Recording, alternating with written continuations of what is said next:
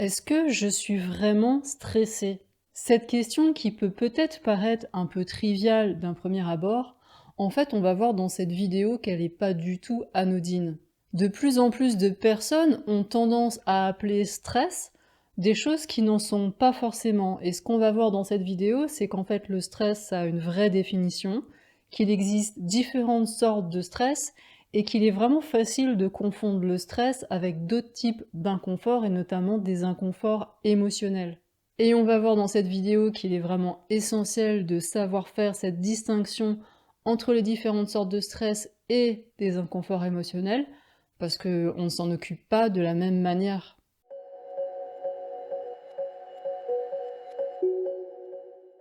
Bonjour et bienvenue dans ce troisième épisode de la série Je réponds à ta question. Si tu veux tout savoir sur cette nouvelle série de contenus, tu peux aller voir cette vidéo. Et si toi aussi tu as une ou plusieurs questions à me poser, tu peux utiliser ce lien. Je suis Karine Lépouchard, je suis thérapeute énergéticienne et enseignante indépendante. Et donc aujourd'hui, je vais répondre à la question: est-ce que je suis vraiment stressée? Comme je te le disais dans l'introduction, cette question n'est vraiment pas du tout triviale. Bien souvent, on confond le stress avec des inconforts de type émotionnel. Et ça arrive très souvent qu'on vive les deux en même temps. Or, on ne s'occupe pas de la même manière d'un stress et d'un confort émotionnel.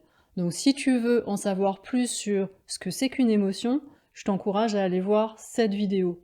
Ici, dans ce contenu aujourd'hui, on va vraiment faire un zoom sur le stress et on va commencer par définir qu'est-ce que c'est que le stress et voir quelles sont les différentes sortes de stress.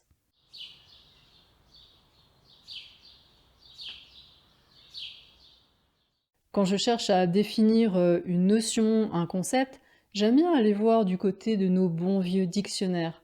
Pour le Larousse, le stress, c'est un état réactionnel de l'organisme soumis à une agression brusque. Bon, c'est une première approche. Que dit Wikipédia? Bon, Wikipédia, en fonction des sujets, c'est pas toujours vraiment une référence, mais j'aime bien quand même aller jeter un œil, je trouve ça souvent intéressant. Pour Wikipédia, donc, le stress est en biologie l'ensemble des réactions d'un organisme soumis à des pressions ou contraintes de l'environnement. Pour l'instant, ça ressemble pas mal à ce que dit le Larousse, on va aller un petit peu plus loin. Selon la définition médicale, il s'agit d'une séquence complexe de situations provoquant des réactions physiologiques, psychosomatiques. Le stress est différent de l'anxiété, celle-ci est une émotion, alors que le stress est un mécanisme de réponse pouvant amener différentes émotions, dont l'anxiété. C'est vraiment intéressant. Tu vois, on retrouve un peu le même genre d'idées dans les deux définitions, et on pourrait les multiplier, mais je pense pas que ce soit utile. En tout cas, il y a vraiment cette idée que le stress, c'est dans le corps que ça se passe. Pour résumer, on pourrait donc dire que le stress, c'est la manière dont le corps va réagir face à des pressions, face à des contraintes de son environnement. Voilà qui est posé, c'est vraiment une base essentielle de bien comprendre que le stress, ça se passe d'abord et avant tout au niveau du corps. Alors maintenant que ça c'est dit, on va aller un petit peu plus loin, et c'est vraiment essentiel de savoir reconnaître et discerner les deux grands types de stress. Tu as le stress ponctuel et le stress chronique.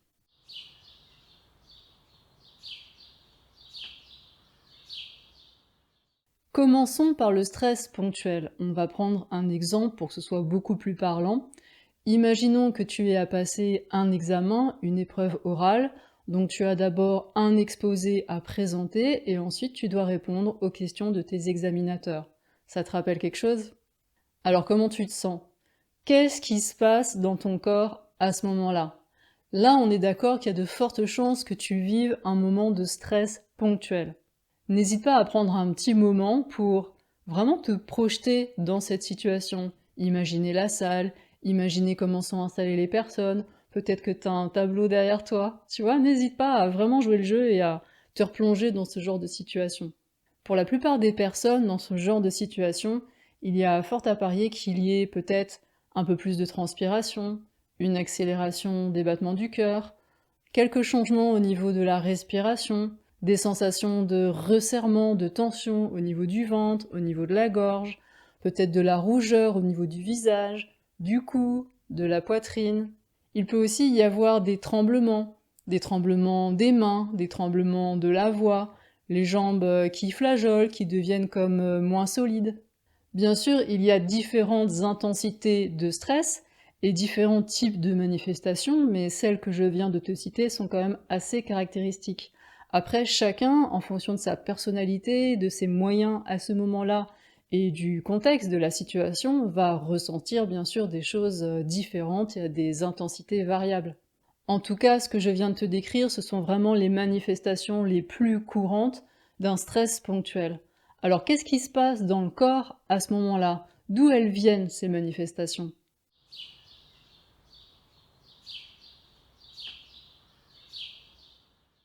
Cette situation d'examen oral, d'exposé à présenter, ça va constituer une sacrée contrainte, ça va mettre une sacrée pression au niveau du corps.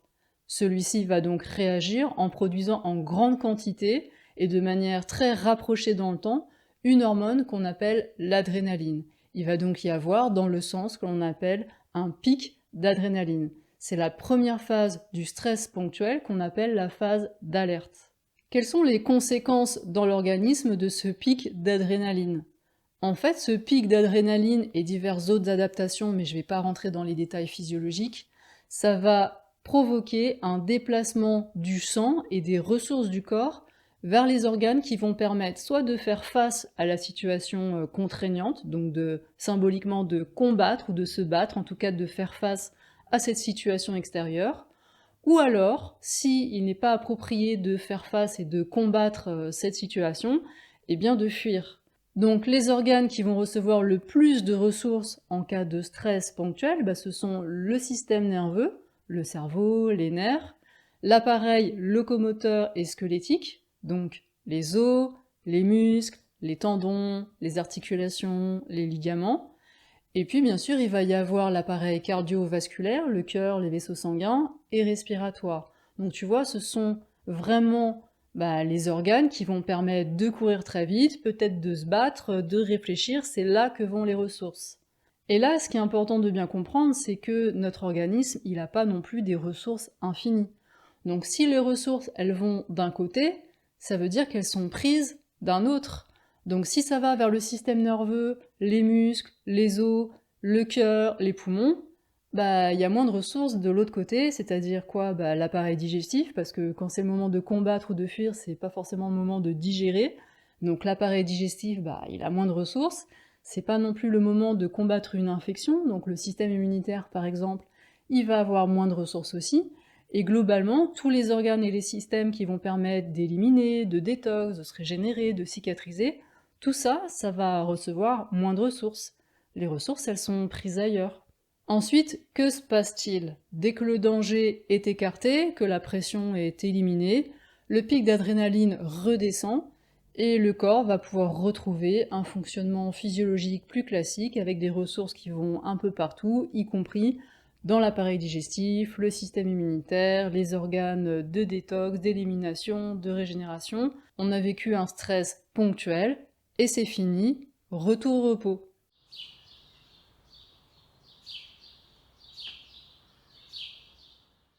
Voyons maintenant le deuxième type de stress que l'on appelle le stress chronique.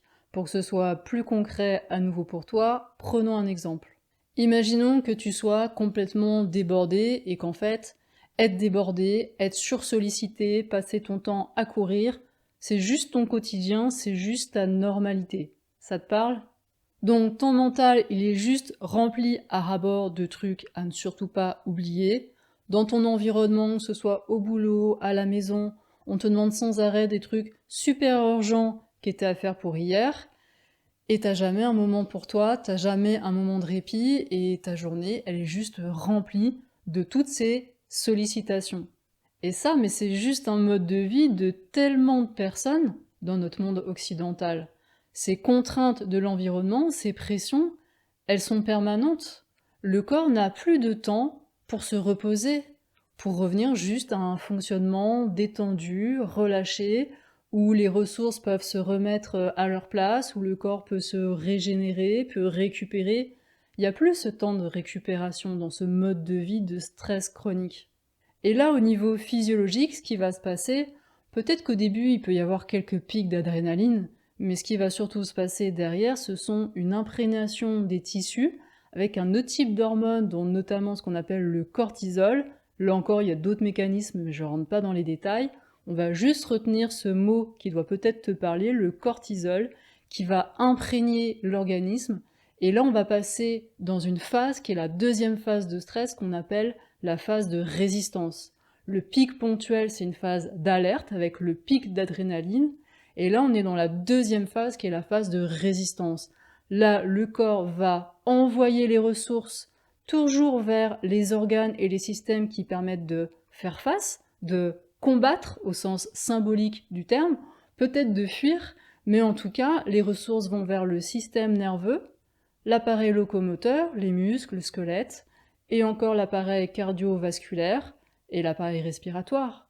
Et là, tu mesures bien que l'appareil digestif, le système immunitaire, les systèmes de régénération, d'élimination, pendant de très longues durées parfois, vont recevoir beaucoup moins de ressources. Et là, je pense que tu vois bien où on va, qu'il y a quand même un gros problème. Bah oui, parce que quand même, tous les jours, on a besoin de digérer. Tous les jours, il y a des microbes, il y a des cellules à éliminer, il y a du tri à faire, et c'est notre système immunitaire qui le fait, ça, ce tri, et ce fait de combattre contre des infections. On a des réparations à faire dans le corps, on a des régénérations à faire, on a besoin de récupérer, on a besoin d'éliminer. Enfin, on a besoin de l'ensemble de nos fonctions pour être en bonne santé et pour être bien. Et ça, c'est pas forcément si évident que ça à repérer, parce que déjà, ce mode de vie stressant de manière chronique, c'est ce que vivent tellement de personnes que ça paraît en fait normal à tellement de monde. Et puis en plus, comme il n'y a pas ces pics de stress si intenses, comme c'est quelque chose d'un peu constant, on a l'impression que c'est normal. C'est juste la normalité de courir et d'avoir plein de trucs à faire.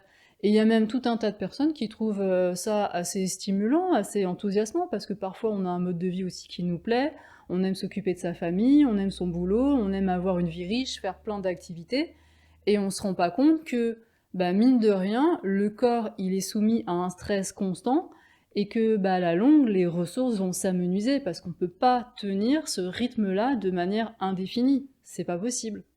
C'est inéluctable.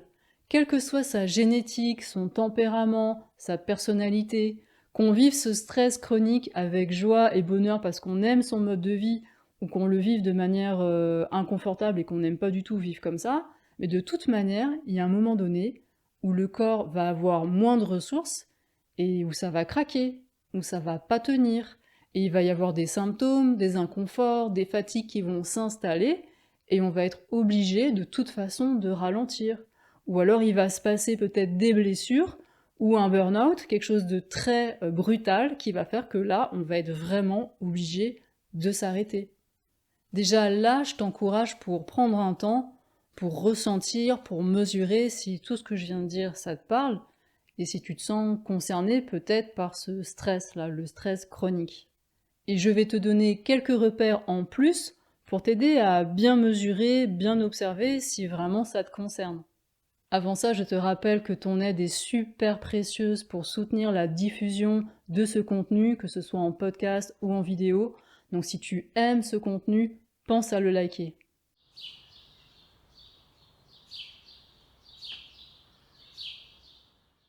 On a vu tout à l'heure quelles étaient les manifestations les plus courantes d'un stress ponctuel. À quoi est-ce qu'on reconnaît maintenant qu'on vit un stress chronique? Eh bien déjà, quand on vit un stress chronique, il y a quelque chose qui revient mais tout le temps, c'est ce sentiment de fatigue. On se réveille déjà fatigué, on a la sensation que la nuit n'a pas fait son travail et que le corps n'a pas vraiment bien rechargé pendant son temps de sommeil. Par conséquent, le matin, on a souvent besoin de quelque chose qui nous stimule pour se sentir en mesure de faire face à sa journée, et ça peut être par exemple de ne pas se sentir capable de commencer sa journée si on n'a pas eu son café. Et de manière générale, on va rechercher une alimentation qui va nous stimuler à différents moments de la journée. Ça peut être une alimentation avec de la viande, la viande c'est un stimulant, une alimentation salée, une alimentation pimentée, poivrée, quelque chose qui a du goût et qui redonne un coup de peps. On peut aussi rechercher des effets stimulants au cours de sa journée ailleurs que dans les aliments et le café. Ça peut être le thé, ça peut être la cigarette, l'alcool, certains types de médicaments, enfin bref, toutes sortes de stimulants. Concernant l'alimentation dans le cadre d'un stress chronique, c'est très courant qu'il y ait des troubles de l'appétit.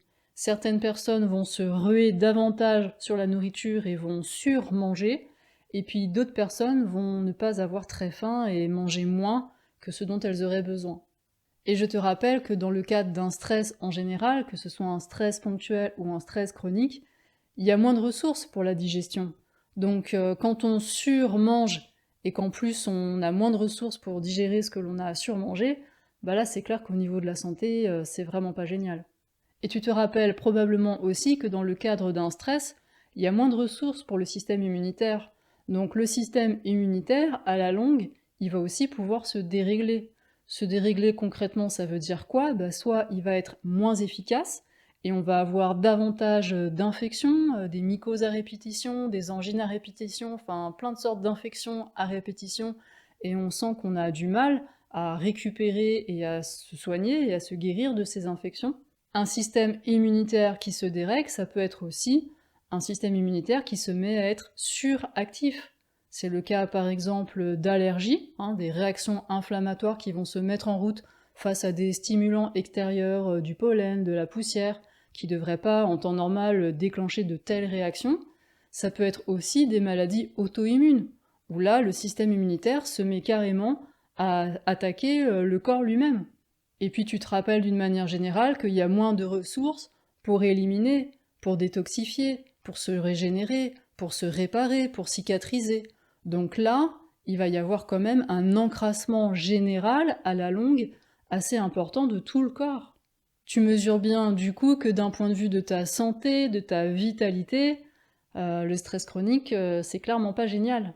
Et là, c'est juste l'aspect physique, physiologique, mais il y a aussi l'aspect émotionnel et l'aspect psychologique. Et oui, socialiser, aller dans le monde, l'esprit, le cœur grand ouvert, gérer ses émotions, pouvoir les temporiser quand c'est nécessaire, avoir l'esprit clair, maintenir et pouvoir soutenir des raisonnements logiques, avoir de la mémoire, bah, tout ça, ça demande des ressources. Donc quand il n'y a plus de ressources pour tout ça, qu'est-ce qui se passe? Eh ben, on a les émotions à fleur de peau et on a l'impression de pleurer pour un lien, ou de péter un câble pour un rien.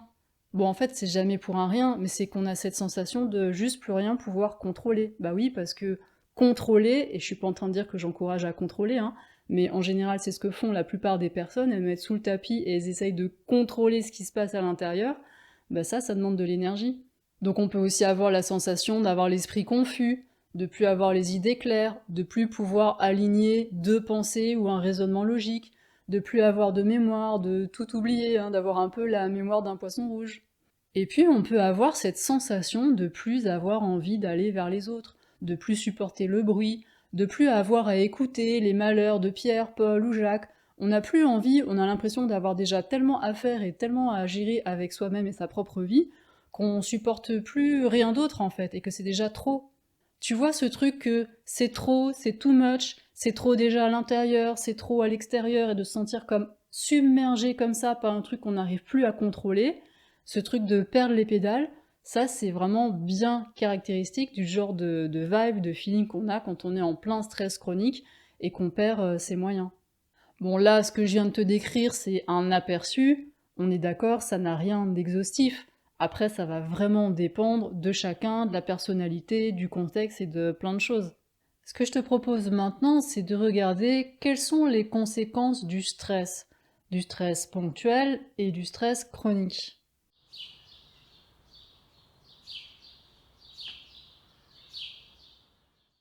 Un stress ponctuel, c'est pas forcément un problème. Si le corps a vraiment un temps après le pic d'adrénaline pour se poser, se recharger, récupérer et intégrer ce qui vient de se passer, c'est pas du tout un problème. Et ce qu'il faut savoir, c'est que même une alternance comme ça de pics de stress suivis de moments de repos, de récupération et d'intégration, pour certains types de stress, ça peut même permettre au corps de se renforcer, de repousser ses limites et d'apprendre à devenir de plus en plus fort en fait. Et ce que je t'invite à bien regarder aussi, c'est qu'un stress ponctuel, c'est pas forcément synonyme de peur, d'inquiétude, d'anxiété, d'émotions inconfortables, pas forcément. Prenons un exemple. Imaginons que tu es passionné de théâtre, tu connais ta pièce sur le bout des doigts, ça se passe super bien avec le reste de la troupe, avec ton équipe, ton costume est prêt, tu te sens super bien dedans, et voilà, le spectacle c'est demain et t'as juste qu'une seule hâte, c'est d'être sur scène face à ton public, face à tes amis et aux personnes qui vont venir te voir. Tu vois, c'est quelque chose de super joyeux, c'est vraiment quelque chose de vivant, c'est quelque chose de grisant, de stimulant, c'est un beau défi. Et il y aura quand même, je pense, un sacré stress sur scène, et même bien avant. Là, tes pics d'adrénaline, tu vas bien les sentir passer, ça c'est clair, mais il y aura vraiment aussi cette joie, ce plaisir. Tu vois, c'est un défi qui est réjouissant, qui est nourrissant, et heureusement que dans la vie, il y a comme ça un certain nombre de défis, de challenges qui sont réjouissants, qui sont sympas. Et tu vois, avec cet exemple, ça te permet vraiment de distinguer un inconfort émotionnel et un stress ponctuel. C'est vraiment deux choses différentes. Tu peux vivre des stress ponctuels avec des atmosphères émotionnelles qui sont plutôt positives et joyeuses, et puis bien sûr, tu peux vivre des inconforts émotionnels sans ce mécanisme de pic d'adrénaline et de tout ce que je viens de te décrire auparavant. C'est vraiment deux choses complètement différentes.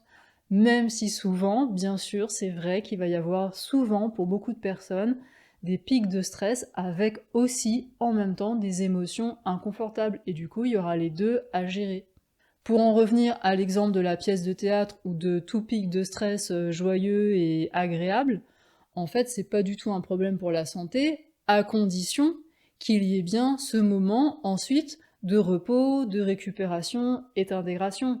Parce que si ces pics de stress sont vécus de manière rapprochée et qu'il n'y a pas ces moments de repos et de récupération, eh bien, ça a beau être joyeux et grisant, on va quand même basculer du côté du stress chronique, avec la phase de résistance, le cortisol et tout ce que je t'ai expliqué juste avant.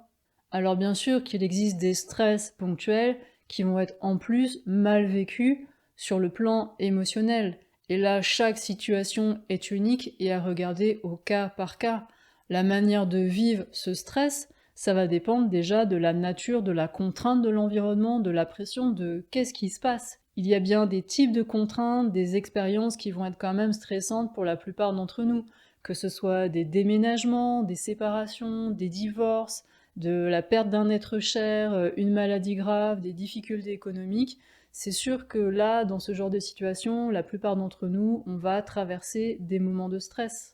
Après, il est bien évident aussi que certains types de pression, certaines contraintes vont être comme la mer à boire pour certaines personnes, ça va être juste l'apocalypse, et puis pour d'autres personnes, ça va être plutôt anodin. Bon, il y aura bien un peu de stress, mais finalement, ça va être tout à fait traversé avec facilité. Donc là, c'est hyper individuel, ça dépend de chacun, de sa personnalité, de sa génétique, de son éducation, de ses ressources à ce moment-là, parce que pour une même personne, à différents moments de sa vie, elle peut vivre des choses de manière complètement différente. Et aussi, ça va dépendre des compétences de la personne, des outils, des pratiques qu'elle aura intégrées et qu'elle arrivera à mettre en œuvre à ce moment-là pour l'aider et la soutenir à traverser ce moment-là. C'est sûr que vivre comme ça de manière répétée, un stress ponctuel, en ayant la sensation à chaque fois de perdre ses moyens, d'être complètement débordé, de ne pas savoir comment traverser ça, bah c'est sûr que ça aide pas au niveau de la confiance en soi et au niveau de l'estime de soi, ça peut vite devenir compliqué et ça peut contribuer à nourrir ou à entretenir certaines croyances sur soi ou sur la vie qui sont pas franchement soutenantes. Et un stress ponctuel, ça peut être aussi vécu très violemment, très brutalement, ça peut être complètement un traumatisme au niveau physique et aussi au niveau psychologique et émotionnel.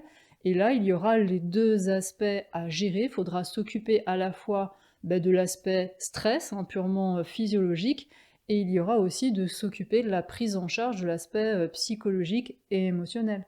On prendra donc le temps dans une prochaine vidéo de regarder un peu plus en détail comment on peut apprendre à mieux gérer un stress ponctuel.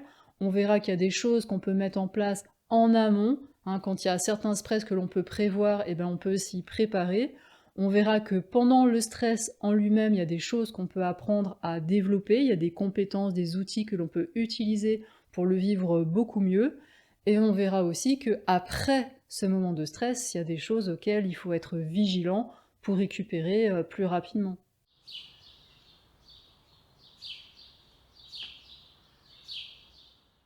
Quelles sont maintenant les conséquences du stress chronique? Le stress chronique, c'est beaucoup plus délicat à repérer. Le corps a quand même de belles capacités de compensation et il y a quand même un bon nombre de personnes qui peuvent tenir un haut rythme de stress chronique pendant vraiment très longtemps et parfois de bien nombreuses années. C'est carrément un mode de vie. Et en effet, quoi de plus normal finalement que d'être fatigué? Tout le monde est fatigué.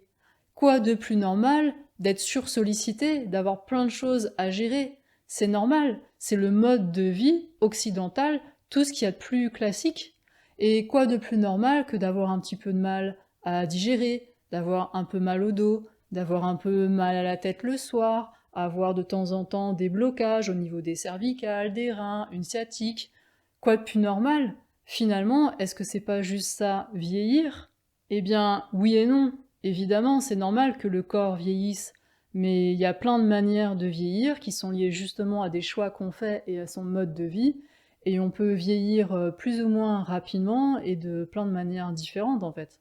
Ce qui est vraiment important à comprendre avec ce stress chronique, c'est que le corps, il a des limites.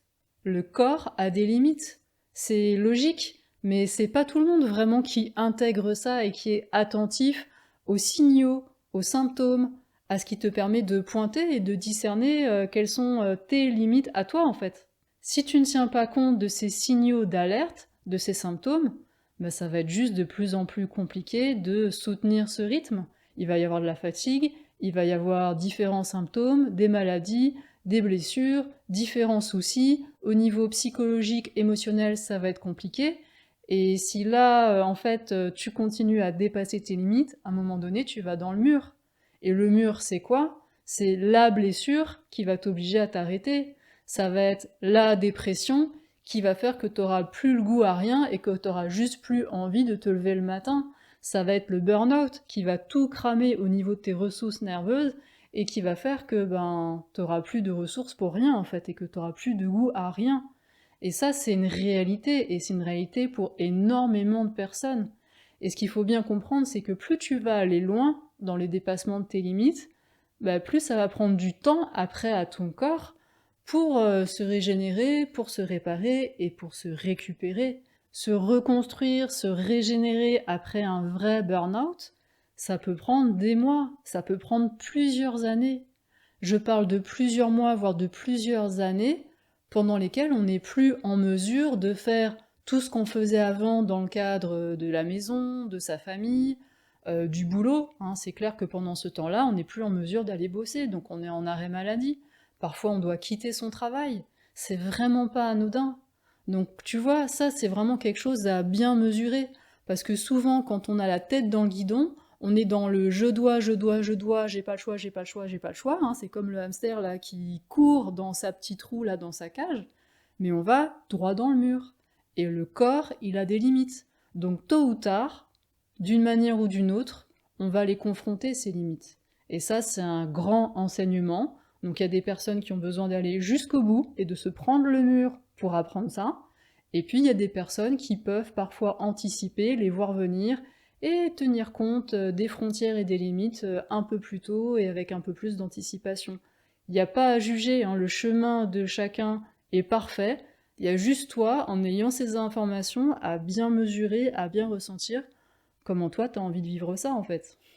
Et de toute manière, quand on se retrouve comme ça, confronté au fait que, oui, le corps a des limites, c'est toujours l'occasion de se remettre en question, de regarder finalement quelles sont ses aspirations profondes dans sa vie, quelles sont les activités et les choix que l'on fait dans sa vie qui font du bien, qui sont nourrissants et qui portent et qui entretiennent cet élan de vie en soi, et ça c'est bon, ça c'est régénérant, ça c'est joyeux, et là, c'est plus facile dans cet élan-là de prendre des temps de pause parce qu'on est dans une posture intérieure de soin de soi, d'amour de soi et d'ouverture à la vie. Donc là, dans cette dynamique-là, c'est beaucoup plus facile d'intégrer comme ça des temps de repos et de régénération et de récupération. Quand on est dans une posture intérieure de il faut, je dois, j'ai pas le choix, enfin tout cet héritage que l'on a tous bien reçu en général au cours de notre éducation, tu mesures bien qu'à partir du il faut, je dois et de toute façon j'ai pas le choix, bah, c'est beaucoup plus compliqué d'avoir l'espace, de se laisser des temps de pause, de régénération, d'intégration et de récupération. Tu vois, il y a des postures intérieures qui sont beaucoup moins porteuses pour la santé, pour la vitalité, et c'est pas du tout la même manière de vivre sa vie. Et là, une fois de plus, il n'y a pas à gérer. Il y a juste à regarder, observer, quelle est la posture qui est là, comment je me positionne dans ma vie, à partir d'où je fais mes choix, et regarder si on est en accord avec ça. Et si on n'est pas en accord et s'il y a des choses dont on sent que c'est pas porteur pour la vie, c'est pas joyeux et c'est pas ok, et ben on a le choix, on peut à tout moment choisir autrement. Et même cette croyance j'ai pas le choix, on peut toujours la reconditionner. Ça se travaille en introspection. Toute croyance peut être remise en question et peut être transformée. C'est un chemin qui est possible. Mais ça, c'est pareil, je pourrais t'en parler pendant des heures, mais c'est quelque chose qui se mesure et qui s'apprend par l'expérience directe. Et toute croyance peut se transformer si on sent que c'est pas une croyance qui nous soutient et qui soutient la vie en soi. Toute croyance peut être transformée. On a le choix et c'est possible. Voilà, bon bah écoute, je pense que là, t'as quand même des repères assez clairs qui vont te permettre de bien discerner si cette question du stress, ça te concerne vraiment et si tu es vraiment stressé ou pas. Si tu as encore quelques doutes entre stress et émotions inconfortables, je t'encourage à aller voir ou écouter ce podcast, discerner stress et émotions inconfortables. C'est dans le podcast Prendre soin de la vie en soi, c'est dans la saison 1 et c'est l'épisode 16. Si en regardant cette vidéo, tu as eu cette prise de conscience que tu étais bel et bien concerné par ce stress chronique, surtout pas de panique. Félicite-toi, c'est déjà l'étape la plus difficile de prendre conscience, de se rendre compte qu'on est pris comme ça dans ce cercle vicieux de la fatigue chronique et du stress chronique. Donc si c'est là maintenant que tu as cette prise de conscience, moi j'ai juste envie de te dire mais bravo, félicitations. Maintenant tu vas pouvoir apprendre de nouveaux outils, de nouvelles compétences, de nouvelles pratiques qui vont t'aider à enclencher un cercle vertueux cette fois, un cercle vertueux de guérison, de régénération, de récupération. Oui, c'est possible de sortir de là. Je vais bientôt publier une nouvelle vidéo sur cette chaîne. Je suis stressée, que faire? Dans cette vidéo, je vais partager avec toi des outils, des pratiques pour t'aider justement à mieux gérer tout type de stress, que ce soit des stress ponctuels ou que ce soit justement ce cercle vicieux de la fatigue et du stress chronique. Là, tu auras vraiment ce qu'il faut pour t'aider à remonter la pente. Donc si tu veux être sûr de ne pas louper cette vidéo et que d'une manière générale tu as envie de suivre les actualités, les ressources que je publie sur Inflorescence, tu peux t'inscrire à la newsletter d'Inflorescence qui paraît tous les vendredis midi et tu peux aussi rejoindre le canal de diffusion Telegram. Et pour finir, si tu as aimé cette vidéo, si elle t'a paru utile, si tu penses qu'elle pourrait servir et aider d'autres personnes, n'hésite pas à soutenir sa diffusion, tu peux la liker, tu peux la commenter, et bien sûr tu peux la partager largement. Voilà, prends bien soin de toi et je te dis à très bientôt pour de prochaines vidéos. Je t'embrasse. Bye bye.